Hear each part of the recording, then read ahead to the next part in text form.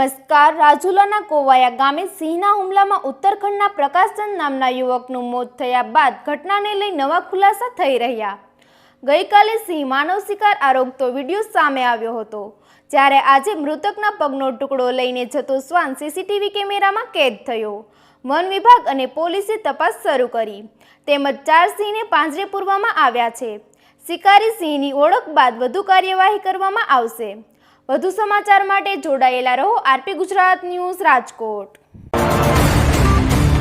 જી Rajula વન્યજીવ one જે હસ્તક ગઈકાલે જે માનવ મૃત્યુ થયું અને આજે મહુવામાં પણ એક દુઃખદ ઘટના બની છે, જે ખૂબ જ દુઃખદ કહેવાય વન્ય પ્રાણી સંરક્ષણ અને માનવ જીવન માટે. અમરેલી જિલ્લાની વાત કરીએ તો જે લાસ્ટ સિંહ વસ્તી અંદાજ થયો છે એમાં 891 સિંહ જે નોંધાયા છે, એમાંથી સૌથી વધારે સિંહ એટલે કે 339 સિંહની વસ્તી અમરેલી જિલ્લામાં નોંધાયેલી છે. આ વસ્તી જે વધી છે એમાં પ્રજાનો પણ એટલો જ મહત્ત્વનો ફાળો રહ્યો છે. પણ જેમ જેમ સિંહની વસ્તી વધી છે, સિંહ જંગલથી બહાર વિચરતા થયા છે. જે આખો જાફરાબાદ રાજુલા નાગેશ્રીવાળો પટ્ટો છે, એક કોસ્ટલ કોરિડોર તરીકે વન્યજીવ ઉપયોગ કરી રહ્યા છે, જે સેટેલાઇટ પોપ્યુલેશન 4 જે ટેકનિકલ ભાષામાં અમે કહીએ છીએ, કે જ્યાં 94 જેટલા સિંહોની વસ્તી પણ નોંધાયેલી છે.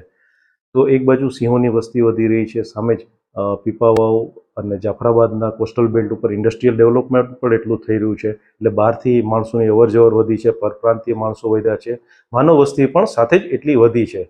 તો એના કારણે આકસ્મિક સંજોગોમાં આવી ઘટનાઓ દુર્ઘટનાઓ બનતી હોય છે.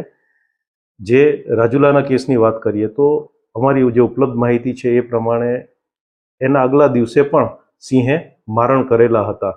એટલે સિંહ માનવને કોઈ દિવસ પોતાના ભક્ષ તરીકે ગણતો નથી, એનો પ્રેવેજ નથી. એટલે આ એક અસામાન્ય પ્રકારની ઘટના છે. આ કોઈ રૂટીન તરીકે આને ગણી શકાય નહીં કે સિંહ આદમખોર બની ગયા છે, એવું આને પ્રતિપાદિત ન કરી શકાય. અત્યારે જે સિંહો ત્યાં સ્થળ ઉપર હતા તેને વન વિભાગ દ્વારા રેસ્ક્યુ કરી લેવામાં આવ્યા છે અને અમારા ઓબ્ઝર્વેશન હેઠળ છે.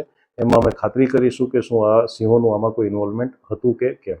જી, સ્થાનિક લોકોને શું અપીલ કરશો? આવા સંદર્ભમાં લોકોએ શું કરવું જોઈએ? સ્થાનિક લોકો કીધું એમ કે વર્ષોથી સિંહની સાથે જ સહઅસ્તિત્વમાં રહેતા આવ્યા છે, તો એમને ખબર જ છે શું કરવું શું ન કરવું.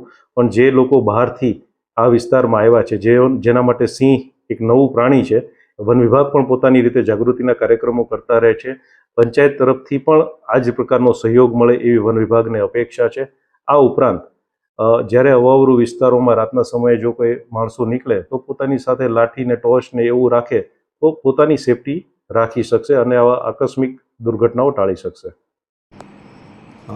છેલ્લા ટૂંકા સમયગાળા દરમિયાન જાફરાબાદ, રાજુલા અને મહુવામાં જે માનવ મૃત્યુની દુઃખદ ઘટનાઓ બની છે તેની ગંભીરતાને ધ્યાને લઈને જૂનાગઢ વન્યજીવ વર્તુળના વડા એવા CF શ્રી રામનતન લાલા સાહેબે સ્થળોની મુલાકાત લીધી છે, સ્ટાફને માર્ગદર્શન આપ્યું છે અને ભવિષ્યમાં આવી ઘટનાઓ ન બને એ બાબતે શું શું કરી શકાય અને શું શું પ્રોએક્ટિવ એપ્રોચીસ રહી શકે એ બાબતે વિગતવાર માહિતગાર કર્યા છે.